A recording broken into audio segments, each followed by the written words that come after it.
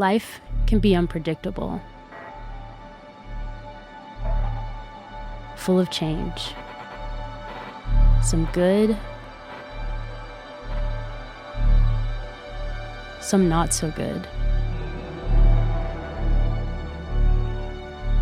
and some complicated. But one thing is constant. One thing never changes.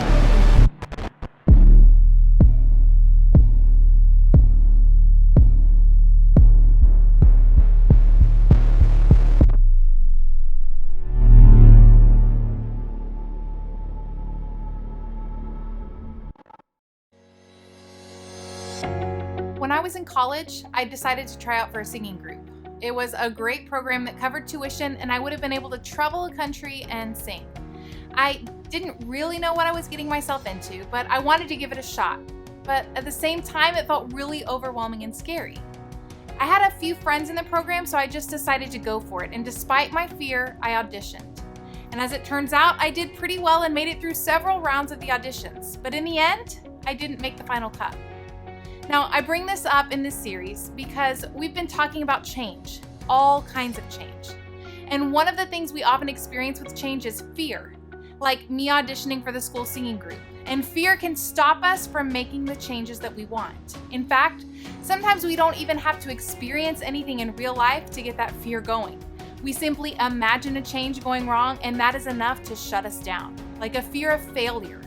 The idea of not making the team or getting rejected or not getting into that college can stop us from even trying because it's scary. Other times, before we make a change, we want to know what the outcome will be. If somehow you knew that you'd make the team before you tried out, then trying out would be a piece of cake. But we can't see the future and we don't know the after, and that is also scary. It's called a fear of the unknown. There's uncertainty about what's going to happen in the future, which makes the present tough to handle, and it makes us feel vulnerable or insecure just facing the possibility of disappointment or rejection.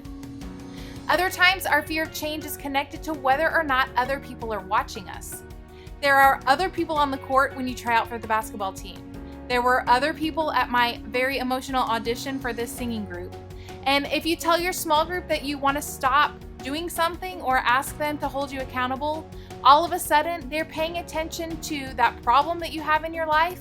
And if you tell your parents you want to help out more around the house, then they're going to watch to see you follow through. Because let's be honest, if I wanted to make a change and the only person who knew whether I succeeded or failed was me, that's one thing. But as soon as other people are involved, it feels different. It's really less of a fear of the unknown and more of a fear of rejection, because that rejection hurts and can lead us to feeling judged. The list could possibly continue, but you get the idea. Making a change is not easy. The fear of failure, fear of the unknown, fear of rejection, I get it. All of the fear can make us want to avoid any sort of change at all costs, pushing us to want out or to hide or to quit or to play it safe. But even if everything never stopped changing around us, if there was a way that we could not get knocked off course by those fears.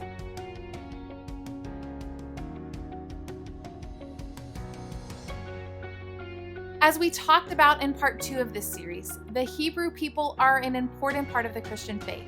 They were the group of people God chose to remain connected with in a special way.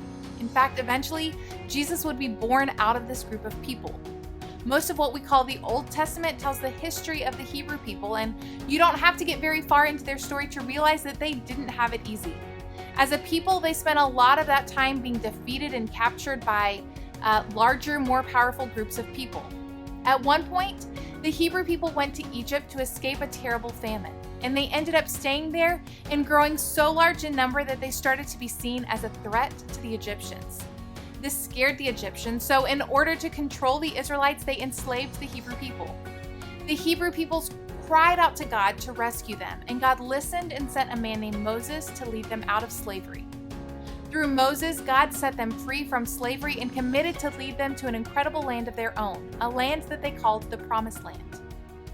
Israel's story doesn't get easier. They still wandered the wilderness for a long time, like decades, before they finally landed on the outskirts of the Promised Land. And upon that arrival, they wanted to check it out before moving in. And after they'd been through Egypt, could you blame them? They'd sent 13 spies into the land that they were hoping to make their own to see what this Promised Land was like. And here's their report. They gave Moses this account. We went into the land to which you sent us, and it does flow with milk and honey. Here is its fruit.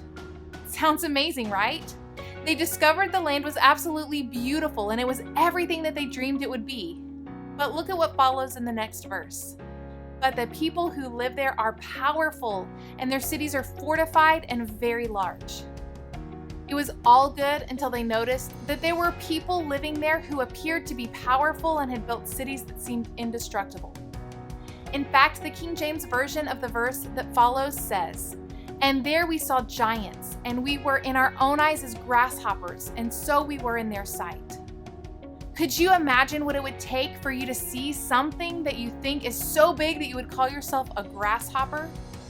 The majority of the spies went on to tell the Israelites that there was no way they could live there because they were too afraid. It didn't matter how much they wanted that land. Their fear was way too big, and so were the people living there.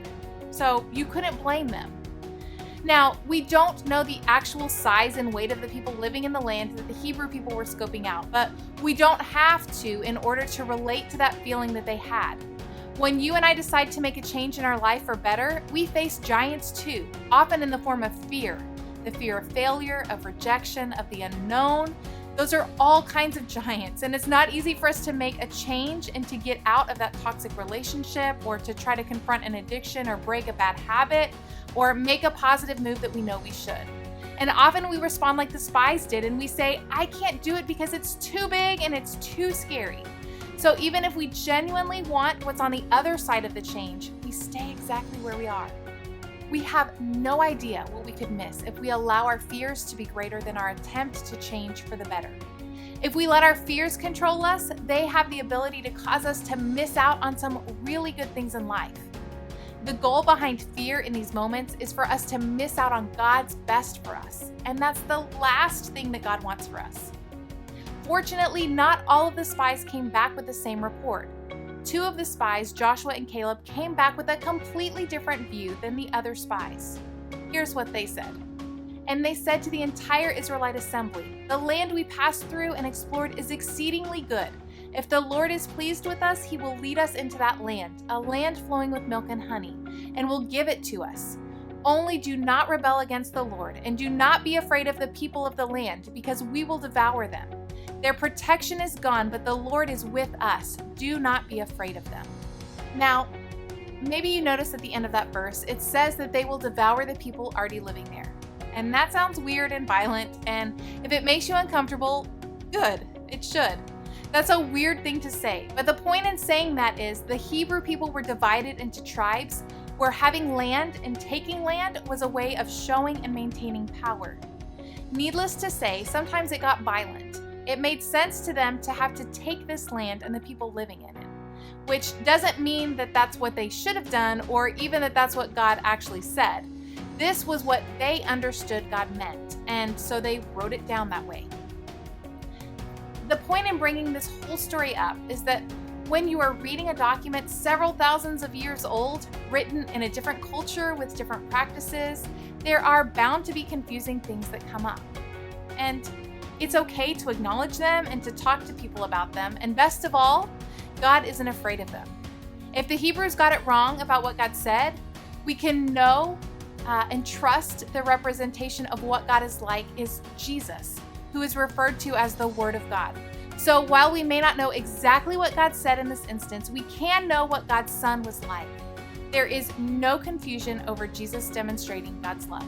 Now, back to the Promised Land. Everyone said that they couldn't take the Promised Land except for these two spies.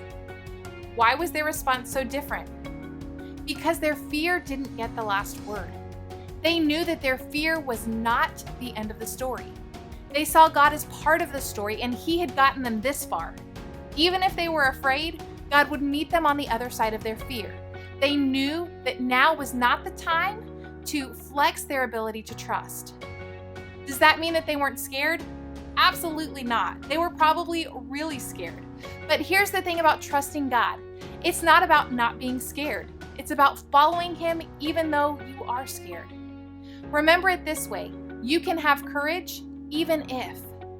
Those giants may have been real, and their fear was definitely real, but they knew that they could have courage because of the God who is. So they trusted Him and took that leap of faith, and if they had let their fear run the show, they would have given into that fear and given it the final word in their story. They knew that God would meet them on the other side of their fear no matter how real it felt. And you and I can do the same thing when it comes to the areas of our life that we want to make changes. You can have courage even if you're afraid. It may be scary before we make the changes, but it will be so worth it after. Now, I know this all sounds great, but what are some ways that you can practically put this into action? Here are a few steps to help you get started in having courage even if you're afraid. Number 1, identify one change you'd like to make. As you listened today, was there something that came to mind? Is there something that you want to audition or try out for?